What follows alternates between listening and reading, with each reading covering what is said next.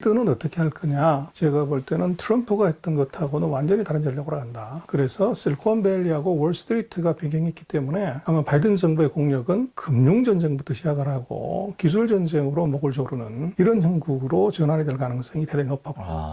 그렇구나. 그러면은 이제 그 투자자들, 시청자분들의 관심은 2020년에는 미국의 우량주들이 굉장히 약진을 했단 말이죠. 테슬라라든지 우리가 잘 아는 기업들, 굵직굵직한 기업들에서 굉장히 고수익을 재미를 봤는데 중국의 시대가 앞으로 투자처로서 올 거냐.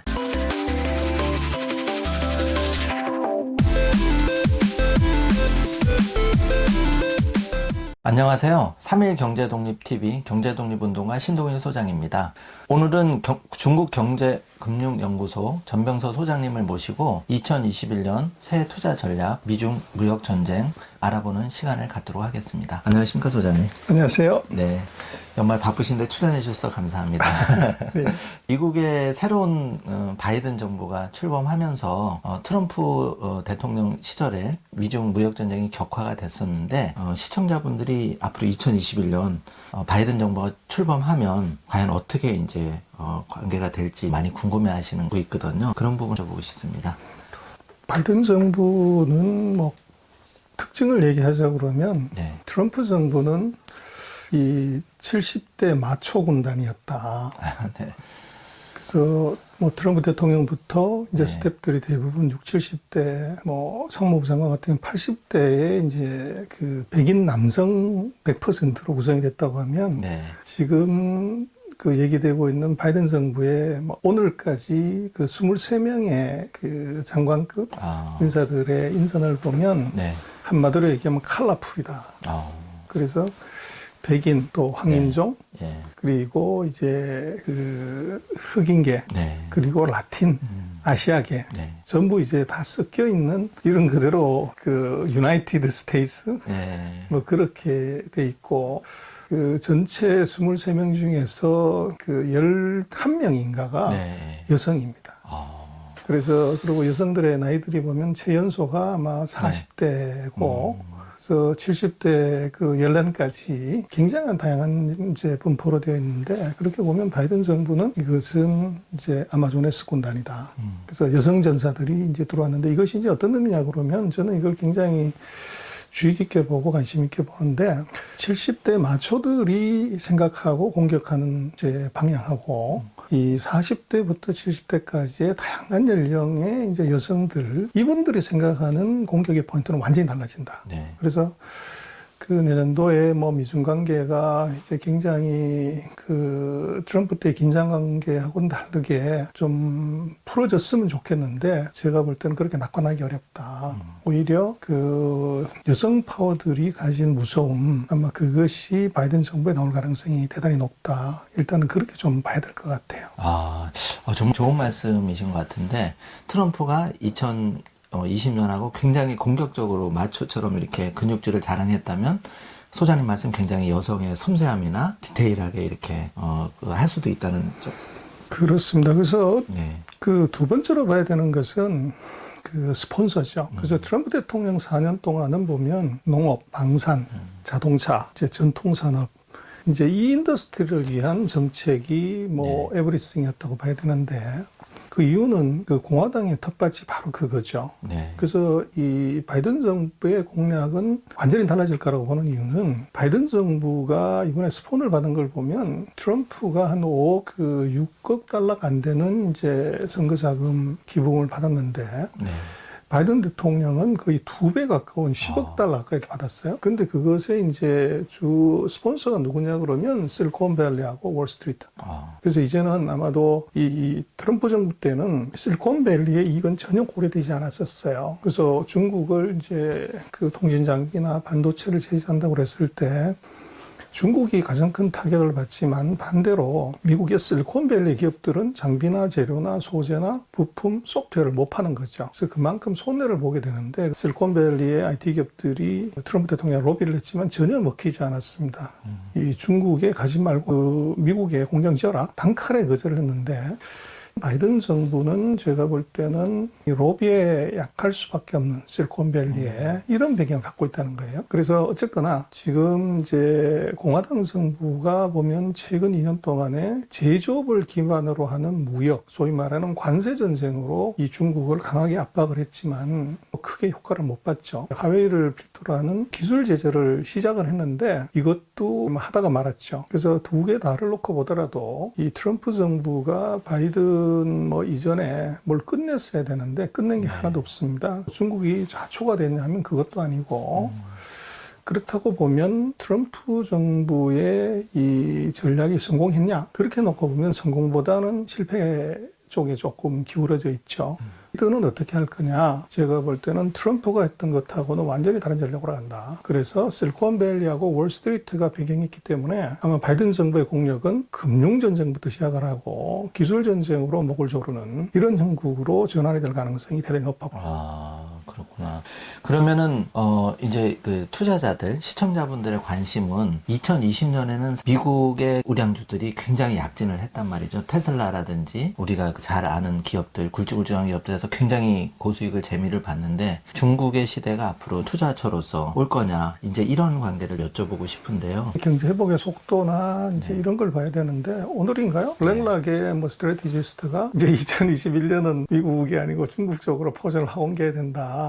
중국의 웨이트가 높다 그렇게 얘기를 했다고 하는데 결국은 경기 회복이 제일 중요하겠죠. 최근 8개월 사이는 이것은 경기라고 얘기하기보다는 이제 데드캣 바운스, 돈 뿌리면 이제 죽은 고양이도 튀어오르는 상황이었고 누가 돈 제일 많이 풀었냐 그러면 미국이 제일 많이 풀었죠. 미국이 가장 이제 빨리 강하게 튀어오른 것이고 이제는 이제 더 이상 그 FRB가 자산을 더 과격하게 매입하거나 이럴 가능성 없죠. 금리 더 이상 내릴 가능성 오로지 미국이 이제 코로나19의 후유증을 치료하기 위한 경기 부양책을 얼마를 쓰냐.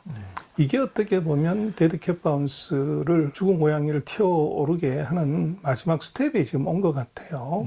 그러면 정부가 어떻게 보면 달콤한 마약을 통해서 이것을 이제 띄어오르게 한 다음번은 뭐냐. 정부가 이제 이 몰핀 주사를 떼고 난 이후의 자생력. 이제 이게 2021년에는 관건이 될 것 같아요. 그래서 아마 바이든 정부에서도 다시 주가가 강하게 가려고 하면 전제 조건은 이 미국이 이제 금융을 더 이상 완화하지 않음에도 불구하고 경기가 빠르게 살아나고 강하게 살아나는 것이 핵심이에요. 근데 문제는 지금 코로나19가 이런 정도로 미국에서 하루에 20만 명이 넘는, 물어보면은 내년 1월 20일까지는 계속 늘어날 수밖에 없고, 바이든이 집권하기 전까지는. 그럼 아직도 이제 거의 한 달의 시간 동안 하루에 20만 명씩이다 그러면 이게 거의 기천만에 이제 감염자가 생긴다는 얘기인데, 그래서 아마 아이러니지만 이 감염자가 많으면 많을수록 신정부가 들어서서 경기 부양책의 규모는 커지기 때문에 그것이 이제 주가를 끌어올리는 어떻게 보면 유동성 장세를 조금 더 지속시키는 이제 그럴 가능성이 있고 전체적으로 보면은 그 상고 하저의 그림, 그래서 어디든 금년 상반기가 나빴기 때문에 숫자적으로는 이제 굉장히 강한 이 산을 만드는 그 역V자가 이게 나올 수밖에 없기 때문에 아마도 이제 상반기가 오히려 경기는 좋지 않더라도 숫자적인 베이스 이펙트 그리고 그 미중의 전쟁이 아마도 상반기에 강하게 붙기보다는 하반기에 본격적으로 붙을 가능성이 높아요. 그래서 그 이유는 뭐냐 그러면 이 바이든 정부가 인선을 해서 첫 번째는 국회 인준을 거쳐야 되고 그 인준을 거친다고 하더라도 이제 그 내각에 들어온 장관들이 업무 파악하는데 보통 한 100일, 3개월 정도가 걸리는 거죠. 그렇게 놓고 보면 그 5월에서 6월 정도가 돼야 바이든 정부의 진영이 갖추어진다. 그래서 이 중국과의 본격적인 전쟁은 하반기지 상반기는 아니다. 그래서 상반기는 어떻게 보면 그레이스 피리어드, 어떤 미월 관계처럼 이제 그런 상태가 벌어질 수가 있고 아까 말씀드린 것처럼 그 사이에 아마 미국은 지금 같은 감염자 숫자면 경기 부양책을 더 쓸 수밖에 없다. 그래서 그 지금과 같은 그 데드캣 바운스가 아마도 이제 내년 상반기에 조금 더 이어질 수 있는 가능성 이것은 충분히 있다. 그러나 저는 오히려 내년 하반기에 경기가 좋아진다고 하는 그 시점에는 이것이 이 유동성의 효과가 사라지고 중국과의 긴장 관계가 더 심화되고 시장이 기대한 것만큼 미국 경제의 회복 속도가 떨어지면 오히려 하반기가 상당히 나쁜 상황으로 올 수가 있다. 이제 그렇게 생각할 수가 있을 것 같습니다. 그럼 소장님 말씀을 듣고 보면은 내년에는 그 미국의 신정부가 출범하기 전까지는 약간은 숨고르기 형국이 돼서 하반기 정도는 되면 이제 오히려 상반기에는 미국 시장이 좋았다가 하반기에는 좀 더 안 좋아질 수도 있다. 반면에 시청자 입장에서는 그렇다면 중국의 좀 상반기에 약간 투자 비중을 좀 늘리고 하반기 쪽에는 오히려 미국 시장에서 자금을 줄이는 그런 포트폴리오 조정도 생각해 볼 수 있을 텐데 2020년에 중국 시장에 대한 주식 투자 성과가 어떻습니까, 소장님? 중국 지수는 뭐 10년째 제자리입니다. 3,300. 뭐 중국은 뭐 전혀 주가가 안 올라갔다. 이제 이렇게 볼 수도 있고. 중국은 인덱스를 보면 안 되고 이 시가총액을 봐야 돼요. 그래서 이 지수로 보면 3,300대면 10년 전하고 똑같은 이제 0% 수익률인데 그 시가총액은 사상 최고치를 이미 갱신을 했습니다. 2020년에. 그래서 이 얘기는 뭐냐 그러면 라든지 IPO가 대거 이제 등장을 해서 이것이 시장이 이렇게 커진 게 아니라 옆으로 넓어진 거죠. 그래서 인덱스가 영어로 얘기했을 때 EPS 다일루션 증자를 많이 해서 주당이익이 희석화됨으로 인해서 주가가 평탄화되는 이제 이런 현상이 나타난 거죠. 근데 이제 문제는 이 섹터나 종목을 놓고 보면 엄청난 수익이 난 종목들이나 수익이 많죠. 그래서 우리는 아마도 뭐 2020년에 미국 투자를 했을 때 최고의 스타 주식을 테슬라라고 보지만 이 전기차지 않습니까? 근데 중국의 뭐 랭킹 한 9등, 10등 하는 전기차 회사 니오 같은 경우가 주가가 11배가 올라가죠. 테슬라의 2배의 상승을 가는 회사가 있다는 거예요. 중국은 제가 볼 때는 멀리서 바라보면 그 밋밋하고 자세히 가까이 보면 이 어떻게 보면 이제 돈 드는 종목, 이 쓸만한 섹터가 보인다는 거죠. 그래서 뭐 14억이면 전 세계 인구의 5분의 1인데 이것이 서로 뒤섞여가지고 믹스된 민글돼서 평균을 맞춰버리면 0이 되는데 14 테슬라 7배 올라가는 사이에 11배 올라가는 종목들이 나오는 이 그런 상황이라고 봐야 되고 그래서 중국은 좀 깊이 들여다봐야 될 것 같아요. 그래서 다른 얘기로 하면은 인덱스를 추종하는 이제 ETF나 펀드를 사서는 못 먹을 거고 이 철저하게 섹터나 종목으로 포커싱하지 않으면 중국 투자는 큰 수익을 기대하기 어려웠지 않나 그렇게 생각이 들어요.